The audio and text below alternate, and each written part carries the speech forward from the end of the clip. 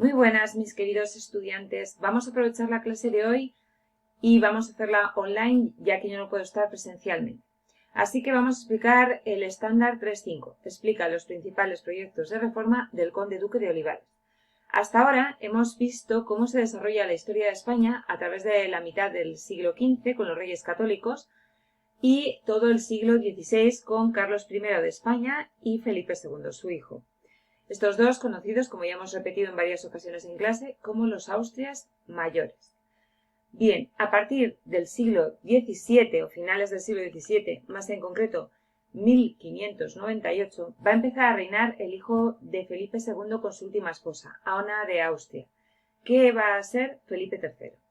Felipe III, aficionado al teatro y a la pintura, va a delegar su gobierno en manos de un válido.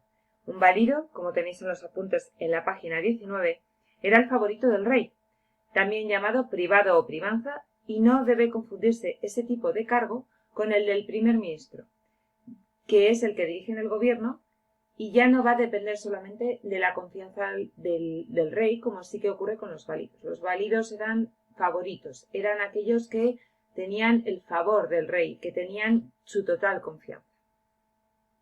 En el caso de Felipe III, va a dar la labor de gobierno al válido duque de Lerma.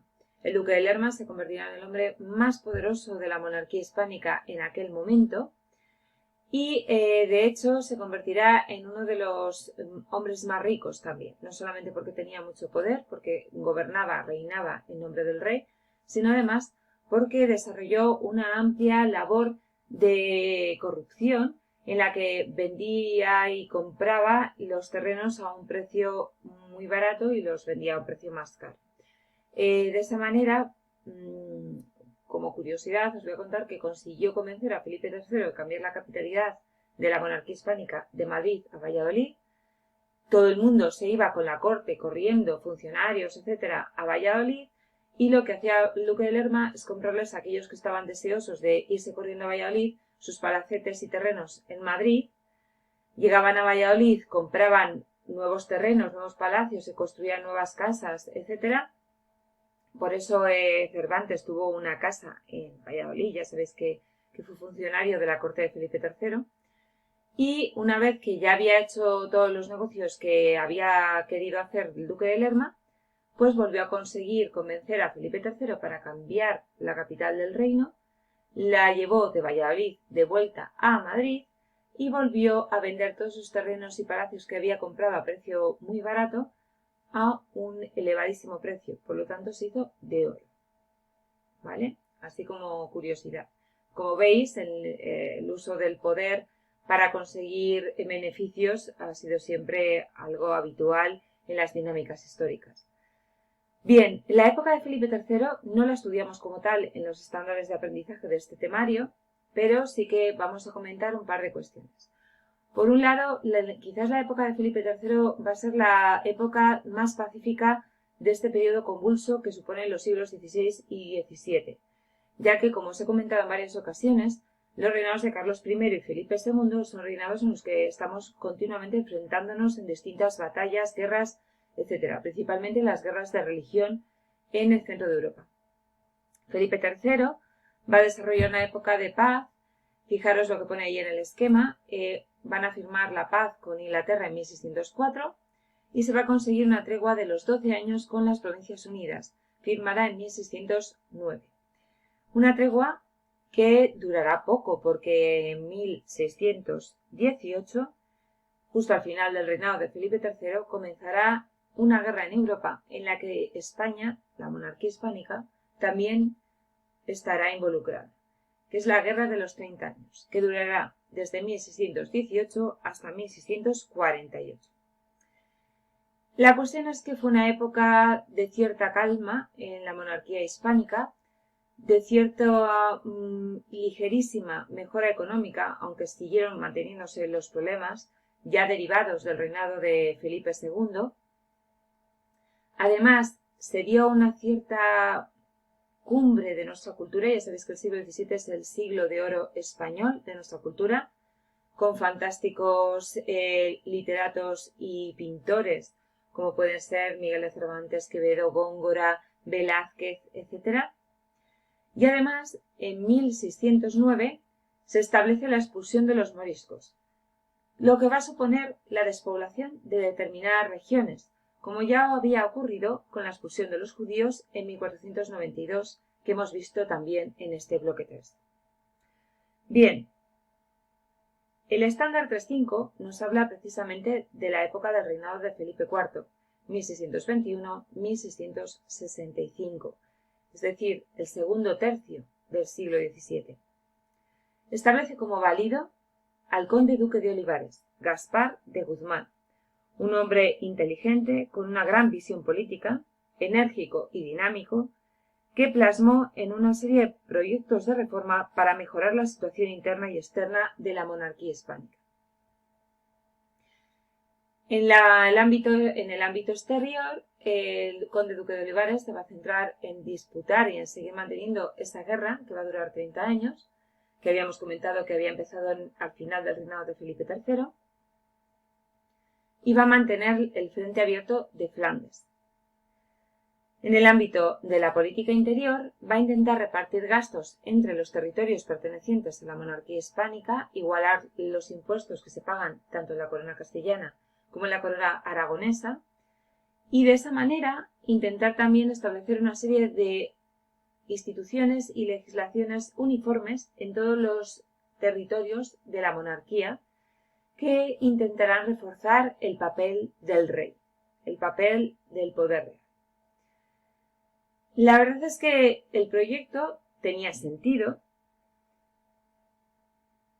Su búsqueda de esa uniformidad legal entre los diversos reinos pretendía que fuera más fácil gobernar unos territorios tan diversos y heterogéneos que eran los que formaban parte de la monarquía hispánica, como hemos comentado en varias ocasiones, y por ello presentó un programa político al rey Felipe IV que se llamaba el Gran Memorial, en el que establecía esa necesidad de unificar instituciones, legislaciones, audiencias, así como ejércitos. Su política, leo directamente en el estándar que tenemos en la página 19, se basó en el refuerzo de la autoridad real y la colaboración equitativa de los distintos reinos de la monarquía para enfrentarse a los desafíos que planteaba la hegemonía en Europa. Para conseguirlo puso en marcha una serie de medidas, una serie de reformas dentro de la monarquía. Una amplia reforma de la administración, la protección del comercio y de las actividades artesanales, esto era muy innovador, pretendía atajar las aduanas interiores, que os he comentado en varias ocasiones, en las que cada vez que querías desplazarte de un lugar a otro tenías que ir pagando precios muy altos, a veces orbitados, por pasar por un puente o por un determinado territorio de un señor. Buscaba medidas para aumentar la población, acabamos de hablar del despoblamiento que se había producido por la expulsión de los moriscos, pero también la ingente salida de personas al Nuevo Mundo, que cada vez era más exagerado. La gente buscaba unas mejores condiciones de vida, el dorado, ese mito del dorado en el Nuevo Mundo.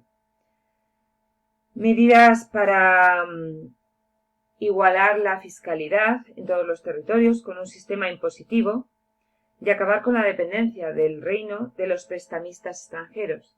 Es decir, teníamos un montón de dinero que llegaba de América, pero a su vez salía al centro de Europa para pagar todos los gastos que teníamos en guerras en el centro de Europa, y a la vez teníamos que pedir dinero a esos prestamistas centroeuropeos para conseguir mantener el ejército y nuestra hegemonía en Europa, que ya en este momento, como veremos, vamos a comenzar a perder en favor de Francia. Olivares comprendió la necesidad de implicar a todos los territorios en la política de la monarquía hispánica. Para ello promovió el intercambio de autoridades entre los diversos reinos y patrocinó un concepto muy importante, que es la elaboración y creación de un ejército único en la monarquía hispánica, al que se denominaría Unión de Armas, y que se intentó desarrollar a partir de 1625. Establecía un sistema de cuotas por el que cada reino contribuiría con un determinado número de soldados al ejército de Felipe IV. Como resultado, se buscaba formar un ejército de unos 140.000 soldados adiestrados y costeados por todos los territorios de la corona. Es decir, si no aportabas el número necesario de soldados que te correspondía, tenías que compensar ese número con dinero. Esta medida quería descargar a la corona castellana, que era la que más peso tenía sobre sus espaldas en todas las responsabilidades con respecto a la monarquía hispánica, e implicar a otros reinos como Aragón, Valencia, el Condado de Cataluña y Portugal. Como os podéis imaginar, a todos los territorios les gustó esta medida. Por ejemplo, lo que vamos a tener es levantamientos en Portugal y en Cataluña.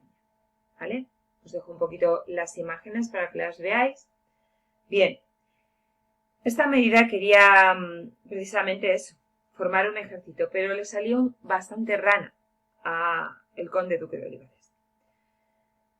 Estas reformas, además, pretendían unificar políticamente todo el imperio territorial español, suprimiendo las diferencias de fueros o forales y repartiendo por igual cargas y beneficios entre todos los territorios de la corona. El plan buscaba crear una estructura centralizada de Estado más fácil de gobernar, pero su aplicación fue prácticamente imposible. El conde duque de Olivares fue un visionario. No consiguió llevar a cabo su política de unificación de todas las instituciones y legislaciones de los reinos de la monarquía hispánica, pero será una idea que se retomará a principios del siglo XVIII, cuando cambie la dinastía de la Austria a la Borbón y empiece a reinar Felipe V. Felipe V sí que establecerá finalmente una unificación legislativa e institucional en todos los territorios de la monarquía hispánica. Le surgirán muchísimos problemas al conde duque de Olivares. Como hemos comentado, se va a enfrentar en Flandes con los protestantes y además va a apoyar a los Habsburgo en su guerra de los 30 años contra las distintas potencias europeas. Esta guerra de los 30 años finalmente tendrá su fin en 1648 con la paz de Westfalia, que también tenéis en los apuntes en la página 20. Puso fin al conflicto en Centro Europa y significó la aceptación por España de la independencia de las Provincias Unidas y el final de la hegemonía de los Habsburgo en Europa. Bien, además, uno de los objetivos que tenía el conde duque de Olivares era intentar mitigar el daño que hacían los corsarios ingleses y los piratas holandeses en el monopolio que la corona hispánica tenía con América, reforzando de esta manera las flotas de las Indias, que es así como se denominan la flota que va y viene de América a la península ibérica, y fortificando determinados puertos americanos que eran base del comercio hispánico, como son los puertos de La Habana y Cartagena de Indias. Por otro lado, os he comentado ya que en contra de esa pretensión que tenía a partir de 1625 el conde duque de Olivares de establecer una unión de armas en todos los territorios de la monarquía hispánica, en 1640 se van a producir una serie de revueltas protagonizadas por Portugal y Cataluña. Son independientes entre sí, pero van a explotar a la vez, y eso va a provocar que el conde duque de Olivares tenga que hacer frente a dos revueltas muy importantes, que una finalmente se saldará con la independencia de Portugal, que a partir de 1640 romperá la Unión Ibérica que se había establecido en 1581 con Felipe II, y la revuelta de Cataluña durará hasta 1652 y provocará muchísimas pérdidas y la guerra de los segadores y el llamado Corpus de Sangre, en el que fue asesinado el propio virrey de Cataluña. Los sublevados además se apoyaban en Francia, que envió tropas al territorio catalán. Finalmente, los catalanes se dieron cuenta de que el dominio francés era todavía peor que el castellano y decidieron aceptar la soberanía de Felipe IV, rindiendo Barcelona en 1652. Como os comentaba, este estándar es un estándar con muchísimas implicaciones, marca el devenir de la historia de España posterior y sobre todo esa decadencia ya absoluta de la monarquía hispánica en el ámbito internacional. Como os comentaba, el reinado de Felipe IV supone el paso de la hegemonía a Francia y además la decadencia también de la monarquía hispánica. ¿Por qué? Porque Felipe IV finalmente, después de mucho intentarlo, conseguirá tener un hijo, Carlos I, que va a ser el producto de la tremenda endogamia que hemos visto desde los Reyes Católicos, esas alianzas matrimoniales entre primos, tíos y sobrinas, etcétera, va a provocar que finalmente existan vástagos que tengan ciertas enfermedades tanto físicas como psíquicas, ¿vale? Y Carlos II, el hijo de Felipe IV, va a ser una demostración de lo mismo, ¿no? De lo que os acabo de comentar. Empezará su reinado en 1665 y morirá en 1700, es decir, terminará el siglo XVII. Un rey complicado de explicar, se le denomina el hechizado, un rey enfermo, probablemente estéril debido a esa endogamia familiar, y que tuvo varios válidos que no tuvieron la presencia de válidos anteriores como el duque de Lerma con Felipe III o el famosísimo conde duque de Olivares.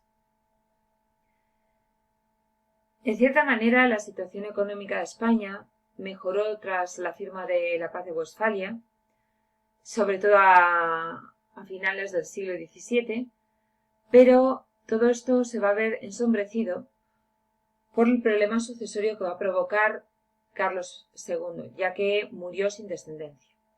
Y las potencias hegemónicas europeas se van a disputar el poner a su candidato en el trono de la monarquía hispánica.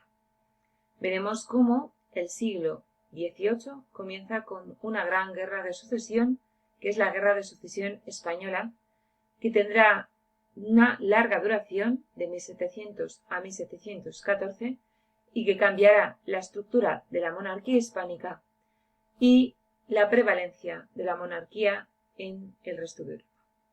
Pero bueno, eso es bloque 4. Así que todavía nos quedan por dar los últimos estándares de este bloque y ahora podéis pasar a hacer las actividades que os he dejado para terminar de afianzar los conocimientos de este bloque. Venga chicos, mucho ánimo y pasad un buen día.